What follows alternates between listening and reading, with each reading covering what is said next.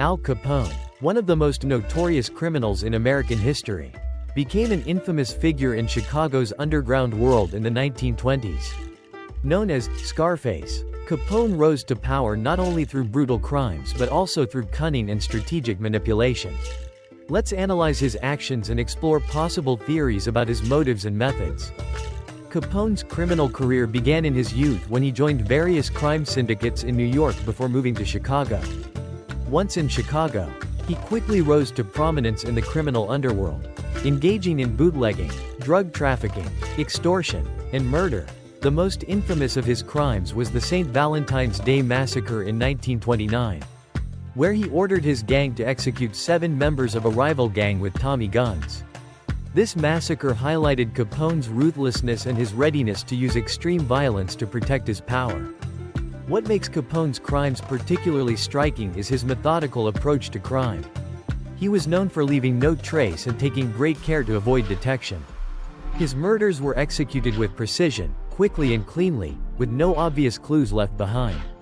This meticulous nature kept law enforcement on edge for years as they struggled to identify the mastermind behind the killings.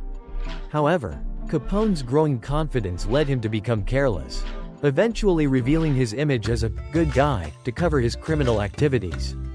Capone's motives can be seen as a mix of ambition for wealth and power. He viewed violence as not just a tool but as a means to control and dominate his rivals.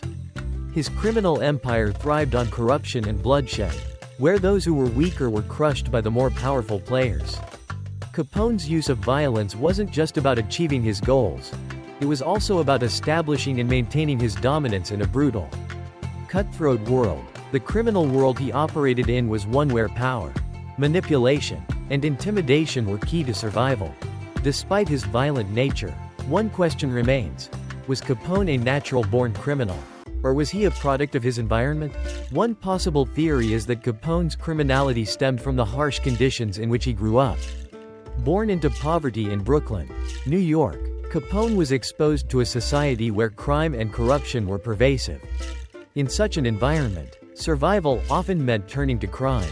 Thus, Capone could be seen as a product of a society filled with violence, corruption, and limited opportunities. His involvement in crime might not have been an inherent trait but rather a response to the social and economic forces around him.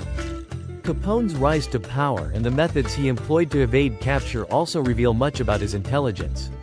Law enforcement struggled for years to catch him, as he was extremely careful in hiding his tracks. It wasn't until the government focused on his finances that they found a way to